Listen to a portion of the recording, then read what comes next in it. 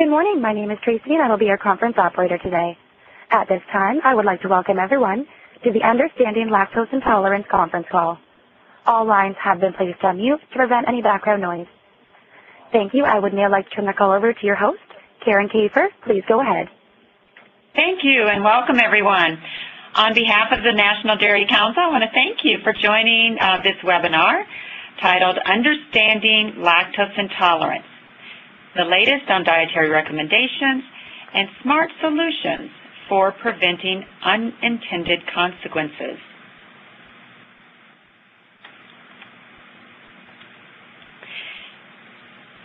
We hope that you leave this webinar with increased knowledge and understanding of three things: current dietary management recommendations for lactose intolerance based on the 2010 dietary guidelines for Americans, as well as other leading health and medical organizations.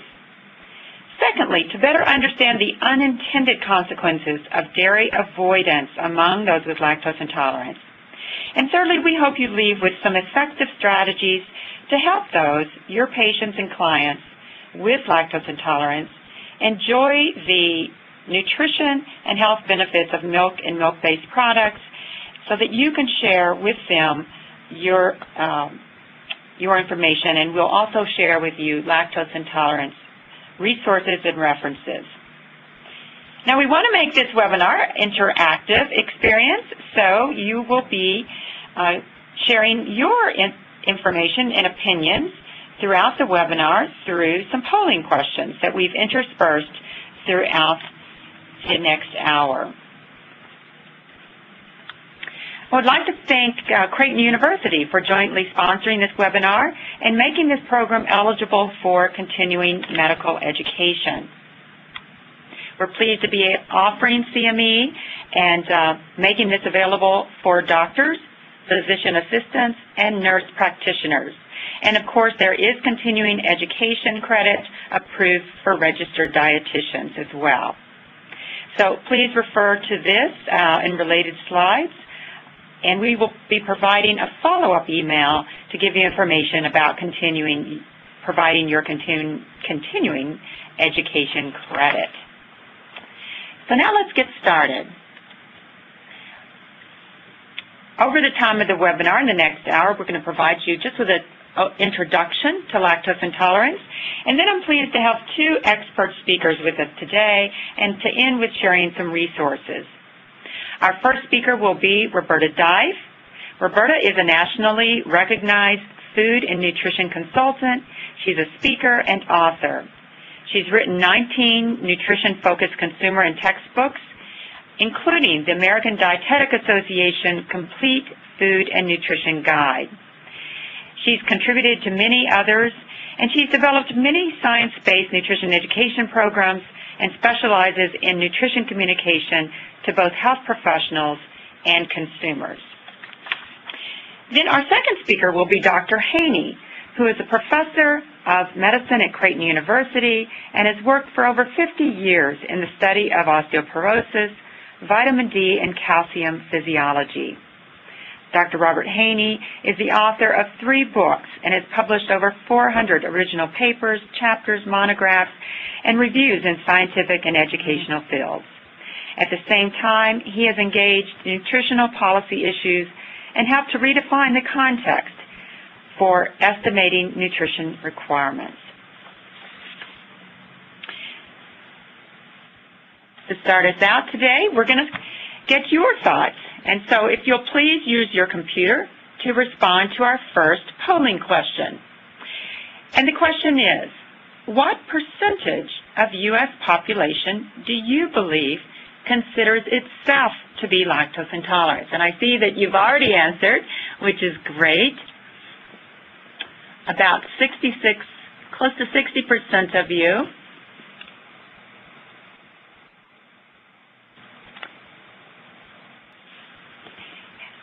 Have chosen the second answer. And just to share, the research published in the April American Journal of Clinical Nutrition by Nichols and colleagues gave the following estimates for self-perceived lactose intolerance. The overall population, it's about 12.3%. For non-Hispanic whites, 7.8%.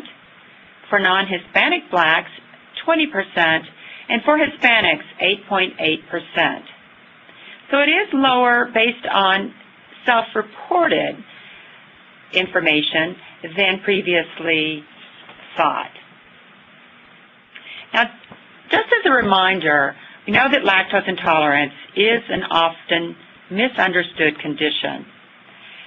So I wanted to share, many of you know this, of course, but just as a basic recap, lactose is a carbohydrate in milk and milk products, and during digestion, an intestinal enzyme called lactase breaks down lactose into smaller, more easily digested sugars in the form of glucose and galactose.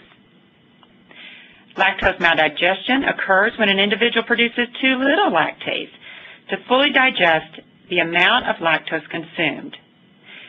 Some people with lower levels of lactase may not experience discomfort when they consume milk or milk products, so the term lactase maldigestion refers to the incomplete digestion of lactose. Lactose intolerance, on the other hand, refers to the gastrointestinal disturbances, such as gas, abdominal pain, or bloating that can occur following the consumption of lactose when the body is not able to digest it. So with that little background, we're going to continue. Now, every year, the National Dairy Council conducts a health professional tracker survey to gain insights on the attitudes and perceptions of health professionals on lactose intolerance. This includes family physicians, pediatricians, and dietitians. And we know from this survey that dietitians and pediatricians are the most likely groups to recommend dairy for those with lactose intolerance.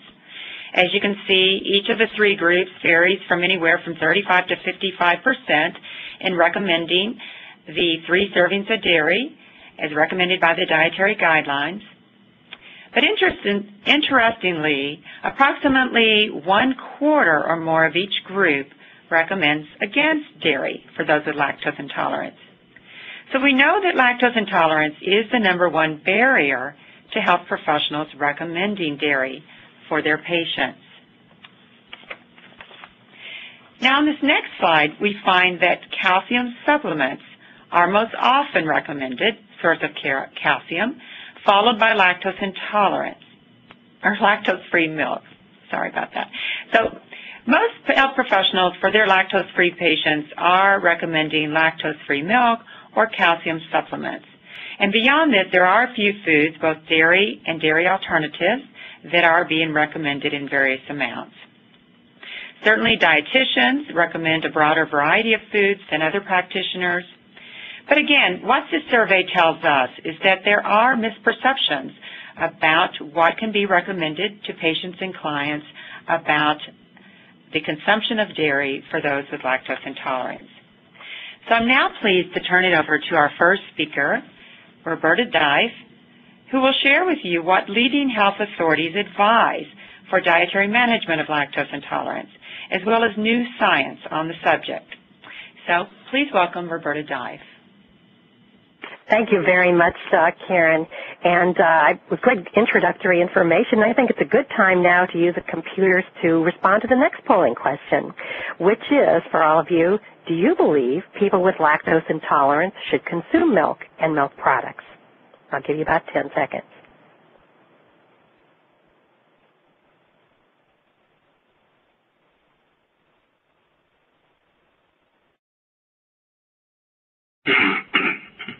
Okay, thank you. And looking at that, I think it's important to know that about 90% of you confirmed yes, and about 9% confirmed maybe not. And I think it's important for us to take a look now and see just how the dietary guidelines, those that came out in 2010, is framing the issue of dairy products as well as lactose intolerance within the guidelines for for nutrition education or for nutrition guide malabsorption, lactose intolerance, or neither one. The guidelines do acknowledge a very important role of dairy among the foods that Americans need to eat more of. In fact, the guidelines are suggesting that we increase fat-free and low-fat dairy foods, and the NEL, or the evidence, indicates several things. It indicates that despite the benefits of milk and milk products and fortified soy beverages, most people from ages 4 on up, and many even 2 or 3 years old, don't consume enough. Females consume less than males. The intakes decline with age. That said, it's important to note that dairy foods are providing 3 out of 4 nutrients that the dietary guidelines identifies as concern, including calcium, vitamin D, and potassium. The dietary guidelines also notes moderate evidence suggesting that intake of milk and milk products is linked to several things, not only improved bone health, especially in children and teens, but also reduced risk of cardiovascular disease, type 2 diabetes, and lower blood pressure among adults. So what else do the guidelines say? Well, here's what's in the USDA food pattern for those of you who have not seen it.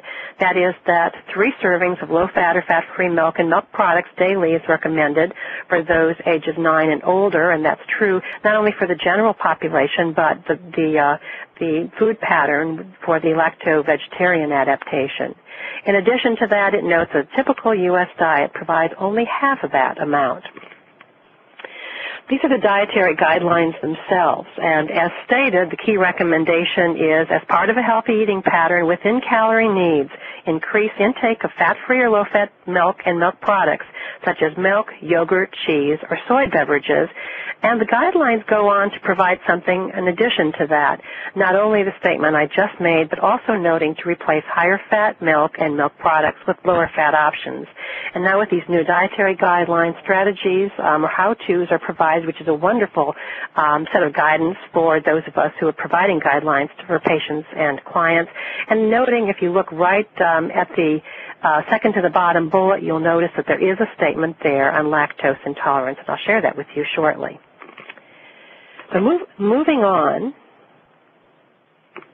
the dietary guidelines recognizes that milk certainly does pack a nutrient punch. It did provide the unique package of 9 essential nutrients, and the dairy foods certainly are a substantial contributor of many nutrients that are very important to good health.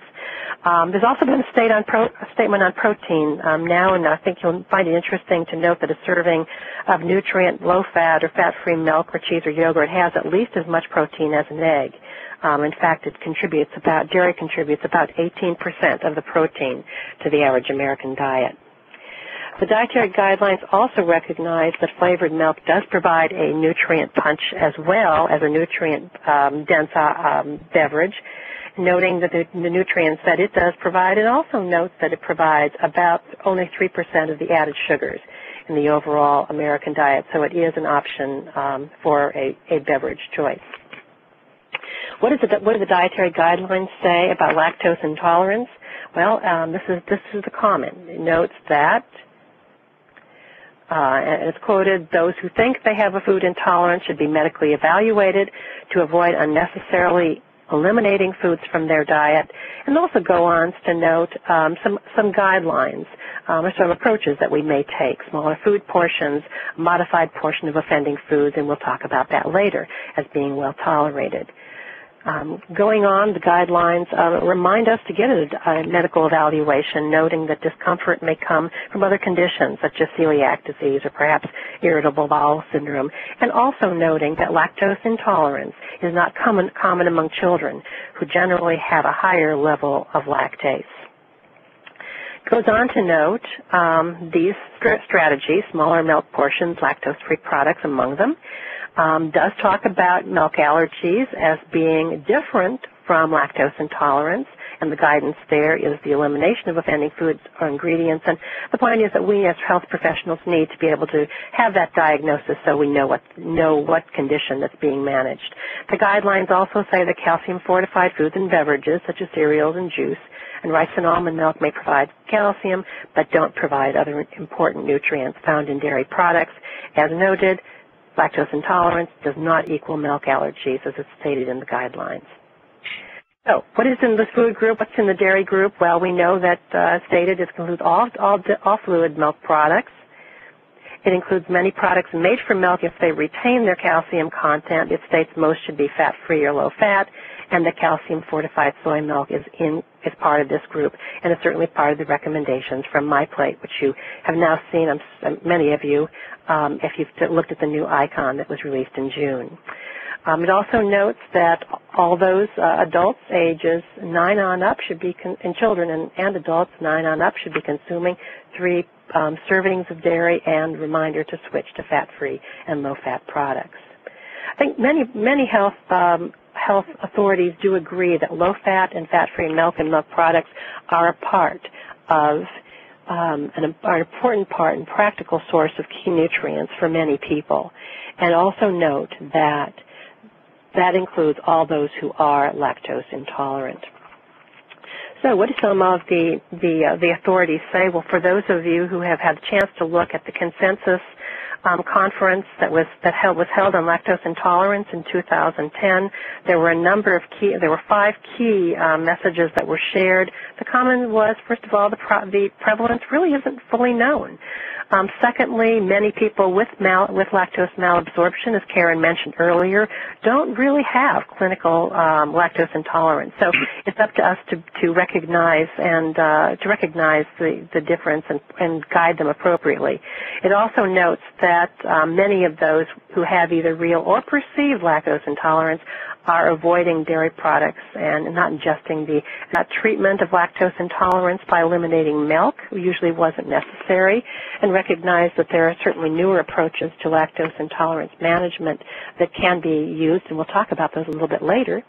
It also noted that there is significant evidence that avoiding dairy products can lead to inadequate calcium intake and consequence, suboptimal bone mineralization. Again, an unintended consequence, but certainly one we need to be aware of as healthcare providers and practitioners. And also, AAP noted that dairy products remain the main sources of protein and other nutrients that help kids grow. So that's important. WIC has made a statement as well, noting that lactose-reduced and lactose-free milks are allowed without medical documentation. That's important to note. And products. What else is said? Well, the National Medical Association has made other comments, noting that lactose intolerance is a complex condition, and that cultural beliefs and perceptions complicate many of these perceptions and perhaps perceived lactose intolerance. It recognizes that these attitudes may impact the health disparities of African Americans, concern if you're working with that population, and also recognize that lactose intolerance is really not that hard to treat. So we'll talk again about that later. And did say that there are strategies that certainly can be used to control the symptoms. The American Dietetic Association, in the Complete Food and Nutrition Guide, also makes statements recognizing that lactose intolerance isn't all or nothing. Most people can still consume lactose, and avoiding it may pose risks, again, which Dr. Haney will talk about. Again, it being easy to manage. And I may note that the book currently is being updated with the most current information and data from the consensus conference that I just mentioned, and that will be out for your guidance in February. Makes statements recognizing that lactose intolerance isn't all or nothing. Most people can still consume lactose, and avoiding it may pose risk. Looking at the slides, please note that there is some new research that has also been released. There's a new paper, Consequences of Dairy Avoidance, which is showing some of the research that is going to be provided, and 2 of the studies which are certainly worth noting.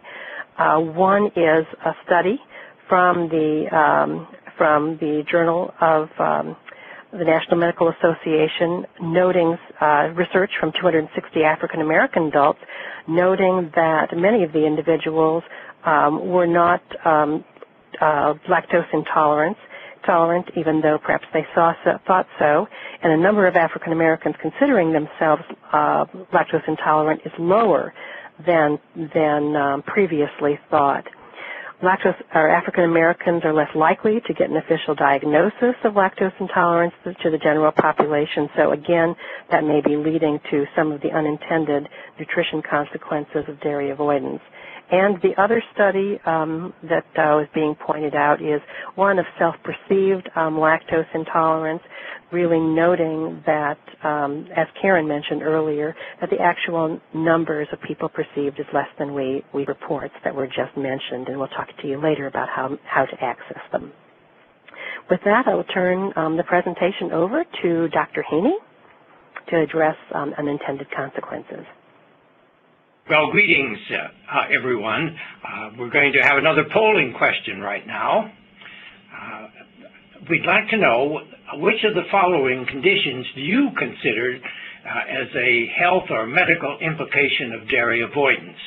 And we've got higher risk of osteoporosis, poor diet quality, higher risk of hypertension, higher risk of metabolic syndrome, all of the above or none of the above.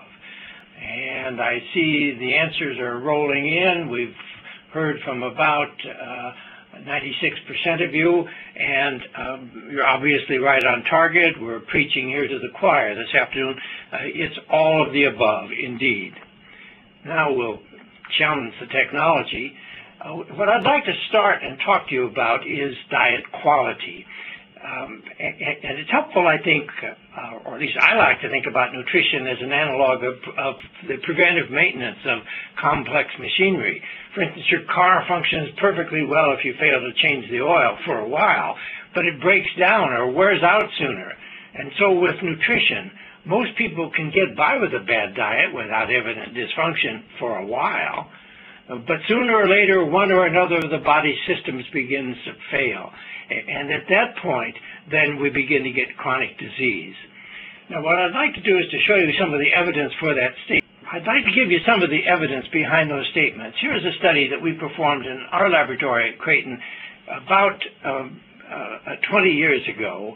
We obtained 7-day diet diaries on these women. They were all premenopausal, all presumably healthy. And their diets were scored by giving 1 point each for 9 key nutrients that the individual was consuming on a regular basis at least 70% or more of the RDA. And by general convention, it was agreed that diets with scores below 5 would have to be considered poor. That is, if you had more than half of the key nutrients that you weren't getting enough of, I think we would all agree that's probably a pretty poor diet. Well, here's the distribution of the scores for 151 women who had low calcium intakes, that is, who had calcium intakes below 70% of the recommended level, or in other words, low dairy intakes, about the only way to get there. And you see that better than half of all these women had poor diets overall. There were a small fraction of them, about 6 as a matter of fact, who had 0 score. That is, they were not getting 70% of any one of the 9 key nutrients. And less than half had what you might consider to be a good score. Now, contrast that, if you would, with the scores that we recorded for women who happened to have a high calcium intake. That is, they were consuming something on the order of 3 a day of dairy. And you see there's a striking change in diet quality. Almost all of those who had an adequate calcium intake had an adequate intake of most of the other nutrients, with a very small fraction having what might be called a poor diet. Now, what that boils down to is that this calcium intake, which is really mainly dairy intake, as we know, calcium intake is a marker for diet quality. A low calcium diet is almost certain to be a poor quality diet. Doesn't have to be, but that's just how it works out. And conversely, a high dairy diet almost always means a good diet. And that's what the data I just showed you clearly demonstrate. Now, by contrast, it is very difficult to construct a good diet and demonstrate. Now, by contrast, It is very difficult to construct a good diet. Dairy consumption is just about dropped by 50%. So there's an inverse relationship. There's only so much fluid we can drink, and if it's going to be soda, then it's probably not going to be milk. And that's the basis for dairy avoidance, even if it's not conscious. There's also this health professional issue. Not everyone understands the importance of maintaining dairy, and so there are some physicians and professionals who think, well, after you're grown, you don't really need milk after all, and if this is bothering you, then just drop dairy from your diet. And as Roberta just told us, lactose intolerance, whether real or perceived, that is a reason why people avoid dairy. But I remind you, as she did, that lactose intolerance is uncommon in children, and it's certainly not the same thing as milk allergy. Now we're going to see if we can move on here.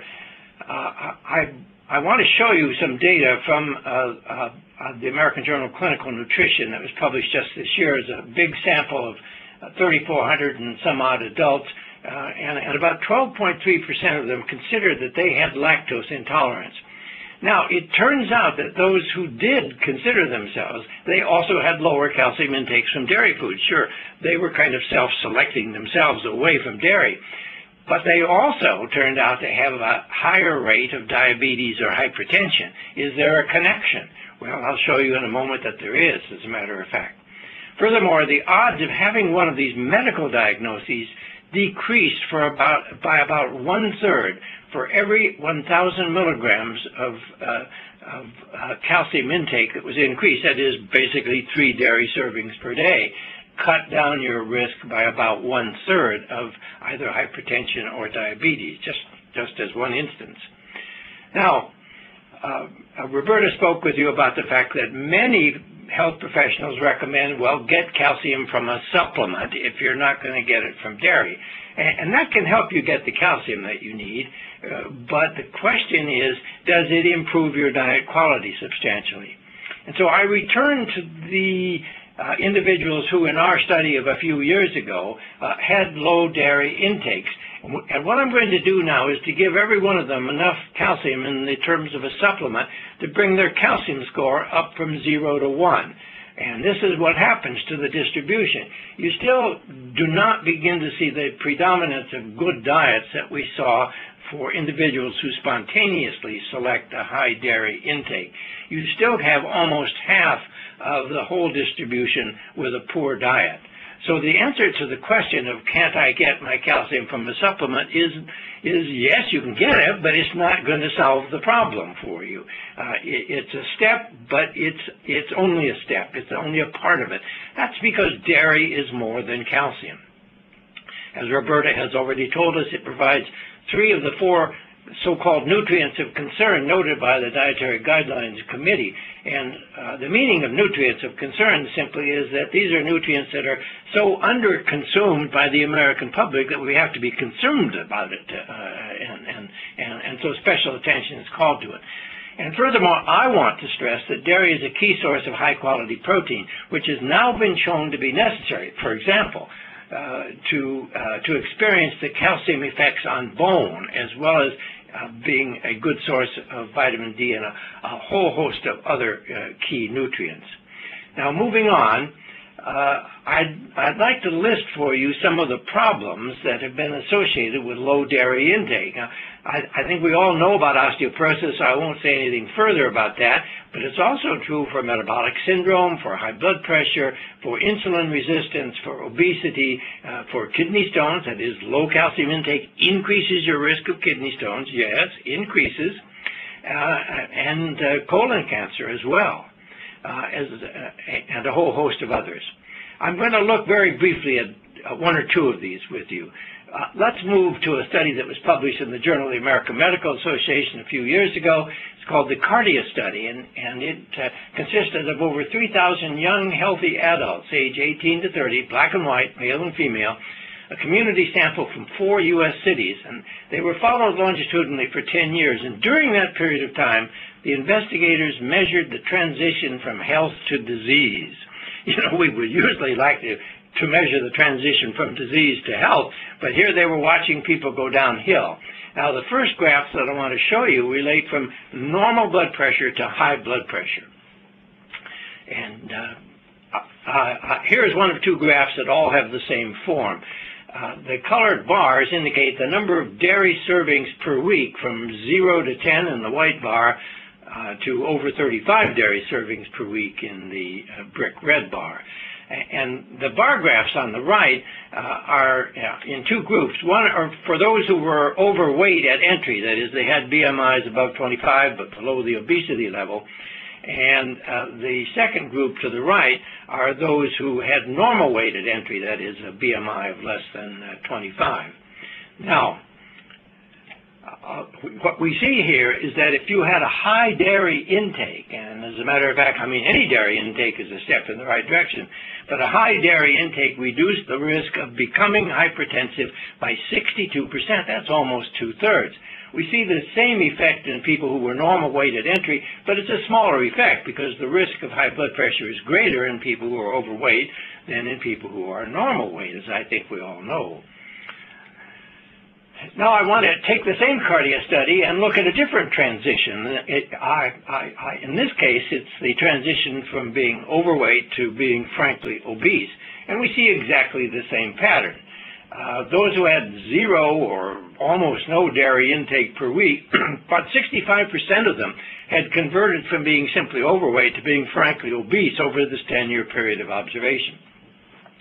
And the risk of that happening had been reduced by nearly 1/3 if you had a high dairy intake.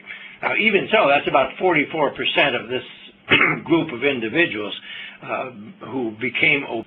But even so, the point here is that dairy reduced the risk of this bad outcome occurring. And that's an important thing to keep in mind. Now, one of the things that I think many people don't understand, surely the general public, and I fear many health professionals as well, is that nutrients don't relate to single systems the way we sometimes think of. You know, the lay people will ask you, well, this is good for skin, and this is good for eyesight, and this is good for something else. Well, one of nutrition's best-kept secrets, I think, is that all tissues need all nutrients. A low intake of a particular nutrient will impair the functioning of a broad array of body systems.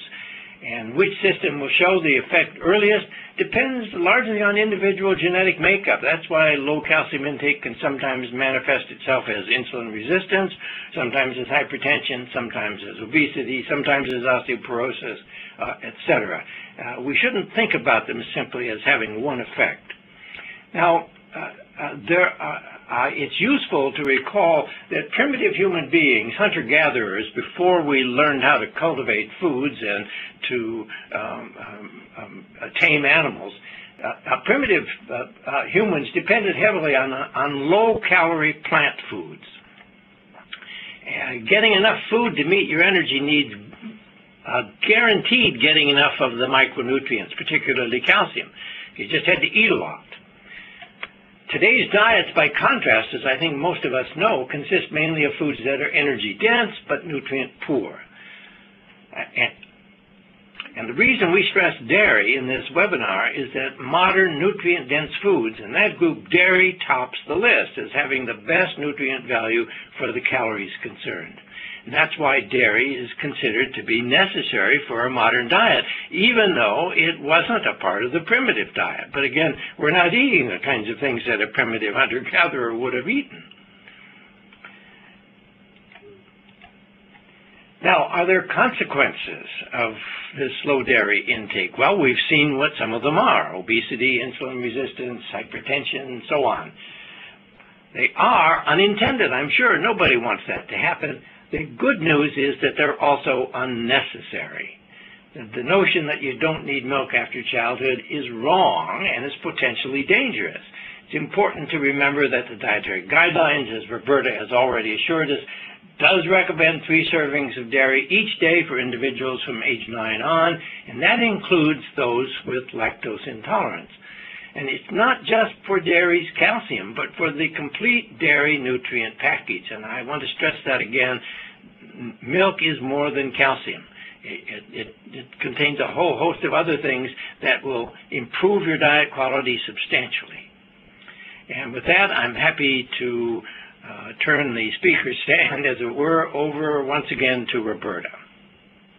Thank you very much, Dr. Haney. That was an excellent presentation, and I think gave us a lot of pause for thought. And now we would like to take another poll. Please use, again, your computers to answer this question. Do you have tips to counsel your lactose intolerance patients and or their clients about consuming dairy foods? Great. Looks like a good number of you have a tool set already. And as we talk in these next few minutes, we'll offer you some more guidance. I'll give you just a second more to see where we are. That's great. It looks like about 45% of you have a toolkit of several, and some of you have a few, and here are a few more we would like to add to the list. Right now we're going to go over some tips on where should we start as healthcare providers or educators or with patients. And that is understanding that individuals and healthcare providers need to recognize the health benefits of dairy foods as well as the negative consequences of avoiding them, as noted by Dr. Note that most people with low lactose may be malabsorbers, but they aren't intolerant, and so they may not show the clinical symptoms. And we'll remember that there are those who do perceive that they're lactose intolerant when they are. Because lactose insufficiency varies so much with people, most people can consume dairy products in varying amounts, and that was the fact that many people with low lactose don't have symptoms was noted by Dr. Nicholas. Thank you. Okay. So, step one, for those with symptoms, several solutions, which we're going to talk about shortly, are available. Step number one, we'll certainly go slow and build up tolerance. If you are able to consume 3-a-day dairy, as noted by the dietary guidelines, then the strategy that was shared earlier is certainly the right one. Build up tolerance. I'll start with a small amount of milk daily, as we noted, and in addition to that, certainly increase dairy product intake slowly, and it may take 2 to 3 weeks, actually, for the gut to be able to adapt and build up tolerance. For those who are sporadic milk drinkers, this may not work as well because tolerance does have to be maintained by regular milk consumption. Step two, well, you might try lactose-free products. Perhaps opt for lactose-free milk and milk products, and I think it's important to note and to share with those who you counsel that these are real milk products that simply have a lower amount of lactose, or they're zero lactose. They have all the nutrients that regular milk provides, so it is really a terrific option for people if they need to use these to manage.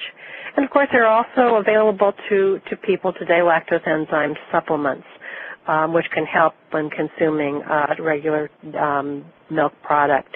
It's also important to note that for those who drink an occasional glass of milk and perhaps get the rest of their dairy from in other ways, a low lactose milk or added milk product may be the perfect option and do the trick to get rid of or to avoid symptoms. Another strategy is certainly to eat dairy foods with meals. And among the things that we know that is that mixing milk with other foods like soups and cereals will ease digestion, and the drinking milk, especially with foods that have some fat and some protein, seems to help because that helps slow digestion long enough for those nutrients that are part of dairy as well as the rest of the meal to be absorbed. I like to think of this really as diluting the lactose, and it is a strategy that helps. Another option might be to consume yogurts that have live cultures. And looking at that, yogurts with live cultures really provide quite an array of dairy nutrients. They contain friendly bacteria that have their own lactase, which in fact may then help minimize or entirely avoid some of the lactose intolerance symptoms that some people have. And just one quick and simple, easy tip is to just add yogurt to fruit, vegetable, or cereal as a dip or dressing, and that not only provides the product with the live culture, but it also is combining combining a dairy product with another food. So that's sort of a double benefit for someone who uses that strategy. Again, a reminder, when you're at the grocery store, you may want to teach your patients or clients to look for the label that says made with live cultures when choosing yogurt. And another tip is to choose natural cheeses. Hard cheeses and natural cheeses contain minimal amounts of lactose. And here's the reason why. When cheese is made, the curds or the solids separate from the whey. Most of the lactose is in the whey, which is drained away. So in that case, those hard cheeses would not have the lactose that other dairy products have, but certainly do have the nutrients that dairy products have. And you might advise someone to top sandwiches or crackers with cheese like Swiss or cheddar, or to maybe shred a little bit of natural cheese on the veggies or pastas or salads. There are lots of ways to do that, and I'll let you be creative in helping people find culturally appropriate ways to do that. So we're now down to polling question number 5. And this is our final poll. And the question here is, what key strategy do you plan to recommend to help your patients or clients manage lactose intolerance? And there are 5 listed here. They're all good ones.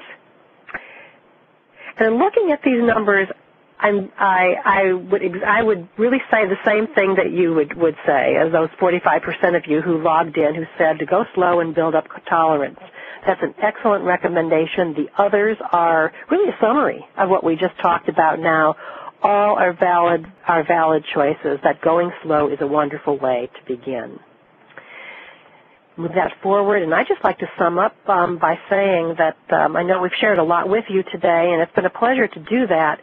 I think there are 4 key points that I think we all need to remember that sum up both what Dr. Haney and I have shared as well as Karen, and that is that most people with lactose intolerance can enjoy 3 servings of dairy every day without unpleasant GI symptoms.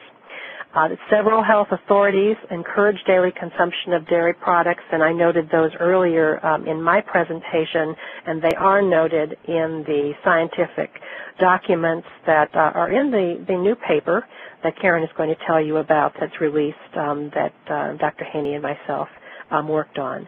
And 4th, to encourage patients and clients to slowly try tips for dairy tolerance. That was that first tip that was on the poll summary, so slowly build up. And I think certainly importantly, and a key part of this presentation was to understand that avoiding dairy foods can have unintended consequences of health. Often these are consequences that we may not share with our patients or clients, but we certainly need to. So I'll turn this now over to Karen. Thanks, Roberta, and I want to thank both of our speakers, Dr. Haney and Roberta, for that great information. We'll be sharing with you a follow-up email with instructions for obtaining your continuing education credit for both physicians and dietitians. Just a couple things before we open for questions.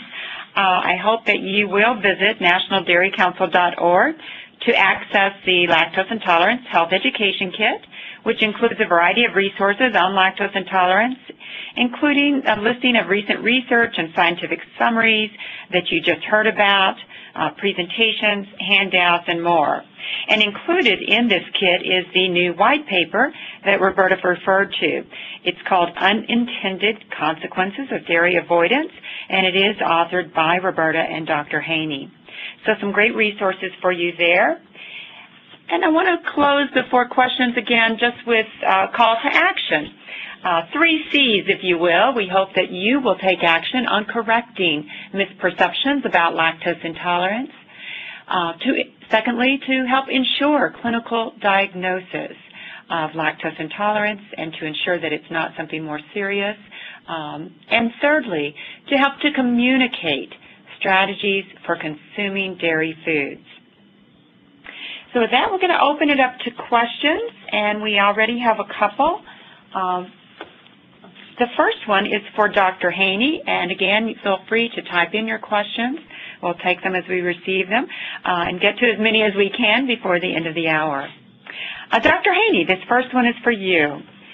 In terms of unintended consequences you covered, is there one that is more important than others for for good health? Well, that's a little bit like choosing which way do you want to be sick. And I guess the answer would be different for everybody. I'd like to have us support total health as best we can. And so I don't want to have to choose between high blood pressure and obesity and insulin resistance and osteoporosis. They're all consequences that we could reduce the risk of if we had a better dairy intake. And that, I think, is the message we want to get across. We need to improve the quality of our diets, and the easiest, cheapest, most efficient way to do that is to improve the dairy content of that diet. Great, thank you. Roberta, here's one for you. Are there any suggestions for making dietary recommendations for lactose intolerance culturally sensitive? That's a good question, and we do know that some ethnic groups, including African Americans, Hispanics, and Asian Americans, do have a higher chance of developing lactose intolerance, but it doesn't mean that they need to avoid dairy foods. And like anything, I think we need to understand their culture, their cultural practices, and rather than present information and tell them that this is a way to do it, we do need to spend time finding out finding a little bit more about what they eat, the kind of foods that are part of their overall eating pattern, and help them, really have them help you come up with strategies for healthy eating. Certainly with many of the populations, there are ways to include products. Again, drinking milk with meals or snacks, the tips that I shared earlier, certainly do work for Hispanic populations. Perhaps a chocolate-flavored milk might be more accepted than some others. For those who drink coffee, some of the dairy products, perhaps maybe a lactose-free or reduced lactose product for a café con leche may be an appropriate choice. So, again, it's like anything else, understanding what the culture is. I smiled with the question because I recently had someone want to prepare a paper for exchange international traveling students who are going abroad, and they said, what do I do if I am lactose intolerant and I'm going to be traveling to various parts of the world? And so this may be an interesting opportunity for them, too, to try some of the yogurts if they were in Europe and so on that may be part of the food culture there. It's the opposite side of this question, but it was an interesting one. Thanks, Roberta. I'll ask either of you to respond to this one. How much milk is recommended to start off with to build tolerance for someone with lactose intolerance? Well, let me start that, and then Roberta can put the icing on the cake, as it were. An easy way to do that is half a serving with each of the 3 meals in a given day. Taking it with meals is a way to reduce intolerance if you happen to have it, and taking a small serving is another way to do it. And so combining those 2 strategies, half a serving with each of your 3 meals, gets you halfway there already. And if for some reason that seems to be a little bit too much for you, well, then cut back to starting out with 2 meals and then gradually build up tolerance. Dr. Dennis Saviano, who has done much of the work on clinical lactose intolerance in this country for the last several years, has said publicly many times that he's never seen an individual who could not be brought up to tolerate and enjoy 3 full servings of milk each day within a period of as short as 2 or 3 weeks of this kind of gradual build-up strategy. The reason for this, and I think this is important to understand, is that we have friendly bacteria in our gut, and those bacteria are capable of generating lactase. But if we never feed the milk, then they don't generate the lactase. So we have to increase the proportion of our friendly bacteria that are lactase generators as contrasted with those that are not. But bacteria have a lifespan of only a few hours, so you can turn over that population quite rapidly. That's why you can do this in a matter of 2 or 3 weeks.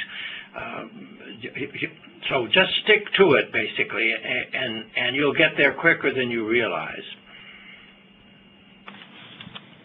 Great, thanks, Dr. Haney. Roberta, perhaps you can answer this. Does lactose-free milk have more benefits than standard milk? If you're looking from nutrient content status, they're comparable. So really, the only thing that is missing from a lactose-free product would be the lactose. So I think anyone who is looking for an option can recognize that full package of nutrients that I noted on that earlier slide, that was a package of nutrients in a glass of milk, would also be provided in a lactose-free product. It's, we say, as I said earlier, real milk just without the lactose. Great, thanks. Dr. Haney, how is a clinical diagnosis of lactose intolerance made? Well, there are tests that can be done, but the easiest way basically is to talk to somebody about the symptoms, when they come on, how much milk it takes to do it, does it happen with other dairy products, etc. All these questions will lead you to a probable diagnosis of lactose intolerance. But if you want to go further, then there are some breath tests in which you give a certain amount of lactose by mouth, and you see whether the gas that is produced by the unfriendly bacteria gets out in your exhaled air, and that's a lactose tolerance test, and that can help confirm it. But it's important to understand that a lot of people who have lactase non-persistence will have a positive test, but still don't have any symptoms. So we have to start with symptoms. That's one of the conclusions that came out of the NIH Consensus Conference. It's extremely difficult to pin this down as a concrete diagnosis, like, say, tuberculosis or a heart attack or something of that sort. So much of it is subjective and symptomatic, which is not to say it's not real. But if I don't have symptoms, then I don't have lactose intolerance, regardless of what my enzyme status is. So, I start with history. I start with talking to my patients, and then if you need to confirm that, well, they've got a milk allergy or something else which has been misdiagnosed as lactose intolerance, then you can deal with those one at a time. It's a relatively easy step, but it's not precise like a medical diagnosis would be. Great, thanks, Dr. Haney. And we're going to wrap up. I want to thank our speakers again and all of you who joined us today. Please watch your email for a follow-up to the webinar with information on continuing education, on resources available on nationaldairycouncil.com. And also, we will follow up on all the questions we got and provide responses to them. So thanks again, and we hope that, just in closing again, that you will work to help correct misperceptions, ensure clinical diagnosis, and communicate the strategies that Dr. Haney and Roberta shared on helping Americans consume the recommended 3 servings a day, and including those with lactose intolerance. Thanks again, everyone. This concludes today's conference. You may now disconnect.